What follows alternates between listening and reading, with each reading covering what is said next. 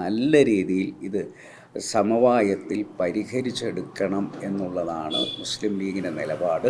അത് പരിഹരിച്ചെടുക്കുമ്പം അവിടെയുള്ളവർക്ക് അതിൻ്റെ ലീഗലായിട്ടുള്ള എല്ലാ എൻടൈറ്റിൽമെൻറ്റും കിട്ടണമെങ്കിൽ ഇതിൻ്റെ ലീഗൽ ഇഷ്യൂസ് തീരണം. വഖഫ് ഭൂമിയാണ് എന്നുള്ള നിലക്ക് അവരവിടെ താമസിക്കുന്നുണ്ടെങ്കിൽ അവരതേസമയം പിന്നെ പണം കൊടുത്തത് വാങ്ങിയിട്ടുണ്ടെങ്കിൽ എവിടെയാണ് ഇഷ്യൂ എന്ന് പരിശോധിച്ച് ആ പരിശോധനയിലൂടെ ശാശ്വതമായ പരിഹാരത്തോടുകൂടെ അവിടെയുള്ള ആളുകൾക്ക് പിന്നീട് ഒരു അല്ലലും അലട്ടലും ഇല്ലാതെ താമസിക്കാൻ പറ്റണം. അതിന് ലീഗലായിട്ടുള്ള എല്ലാ പ്രശ്നങ്ങൾക്കും അന്തിമമായ പരിഹാരം ഉണ്ടാകും. അത് സർക്കാർ ആണ് അതിന് മുൻകൈ എടുക്കേണ്ടത് എന്ന നിലപാടിൽ നിന്നും ഞങ്ങൾ ഇപ്പോഴും പിന്നോട്ട് പോകുന്നില്ല.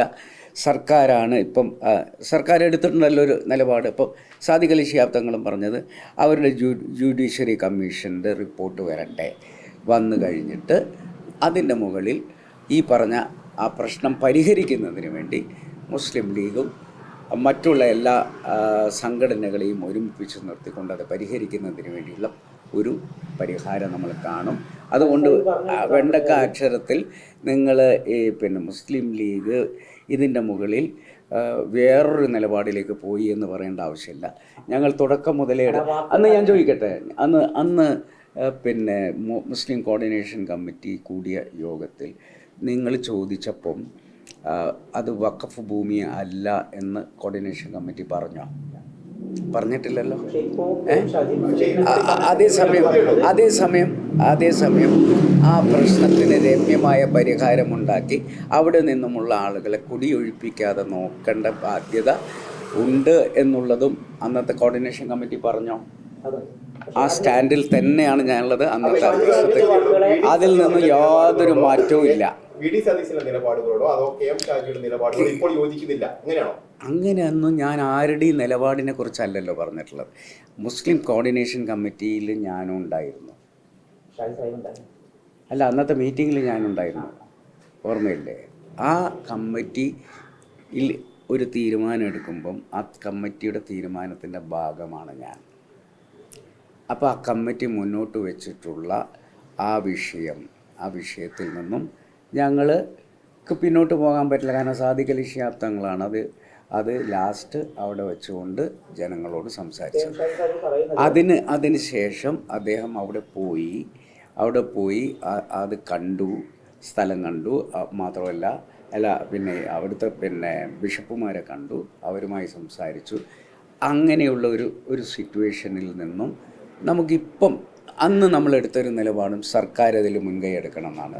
സർക്കാർ മുൻകൈ എടുത്തിട്ടിപ്പോൾ ഒരു സത്യത്തിൽ അവർ പിന്നെ അവർക്ക് തന്നെ രണ്ട് വിഭാഗത്തെയും വിളിച്ച് തീർക്കുന്നതിന് പകരം ആയിക്കോട്ടെ, അവരിപ്പോൾ ഒരു ജുഡീഷ്യറി കമ്മീഷനെ വെച്ചിരിക്കുന്നു.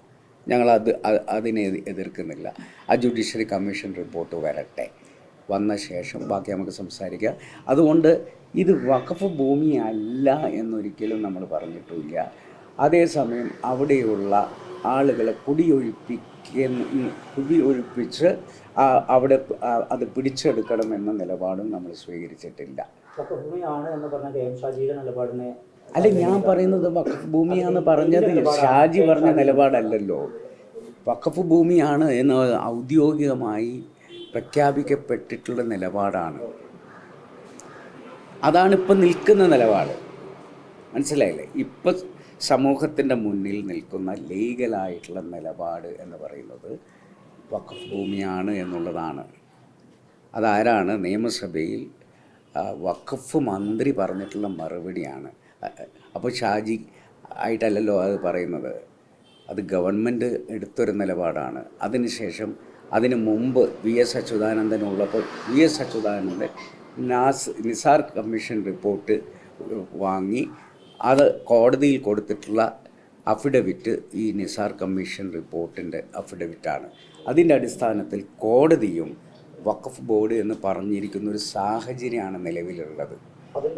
അത് ഞാൻ പറയുന്നത് സ്റ്റാറ്റസ് കോ എന്ന് പറയുന്ന ഒരു നിലപാട് എന്ന് പറയുന്നത് ഇപ്പോൾ ഗവൺമെൻറ്റിൻ്റെ ഔദ്യോഗികമായ നിലപാട് സത്യത്തിൽ അത് വഖഫ് ഭൂമിയാണ് എന്നുള്ളതാണ്. അതിനപ്പുറം എന്നാൽ അതേസമയം വഖഫ് ഭൂമികൾ ക്രയവിക്രയം ചെയ്യാൻ പാടില്ല എന്നുള്ളതാണല്ലോ. പക്ഷേ ഇവിടെ ഒരു ക്രയവിക്രയം നടന്നിരിക്കുന്നു. അപ്പോൾ അവിടെയുള്ള ആളുകൾ നിരപരാധികളാണ്. അതാണ് എനിക്ക് അടിവരായിട്ട് പറയാനുള്ളത്. അവിടെയുള്ള പാവപ്പെട്ട ജനങ്ങൾ നിരപരാധികളാണ്. അവരിതൊന്നും അറിയില്ല. അവരോട് ഒരു ദിവസം നിങ്ങൾ ഇവിടെ നിന്ന് ഇറങ്ങിപ്പോകണം എന്ന് പറയുന്നത് ശരിക്കും മനുഷ്യത്വരഹിതമായിട്ടുള്ള ഒരു നിലപാടാണ് എന്നുള്ളതാണ് മുസ്ലിം കോർഡിനേഷൻ കമ്മിറ്റിയുടെ നിലപാട്.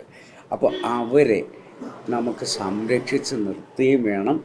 പക്ഷെ ആ സംരക്ഷിച്ച് നിർത്തുമ്പോൾ വഖഫ് ഭൂമിയാണ് എന്ന് പറയുന്നൊരു നിലപാട് ഔദ്യോഗികമായി നിൽക്കുന്നു എന്നുള്ളത് കൊണ്ട് അതിനെ ലീഗാലിറ്റി കൊടുത്തുകൊണ്ട് മാത്രം അവർക്ക് അവിടെ നിൽക്കാൻ പറ്റുള്ളൂ. അല്ലെങ്കിൽ വരും കാലത്ത് ഏതെങ്കിലും ഒരു തലമുറ വീണ്ടും ആ കാലഘട്ടത്തിലെ തലമുറയോട് നിങ്ങൾ ഇവിടെ നിന്ന് പോകണം എന്ന് പറഞ്ഞു കഴിഞ്ഞാലും ഈ പ്രശ്നം ഇതുപോലെ നിലനിൽക്കും. അപ്പോൾ ശാശ്വതമായി പ്രശ്നം പരിഹരിച്ച് അവർക്ക് സന്തോഷമായി അവിടെ കഴിയാൻ പറ്റണം.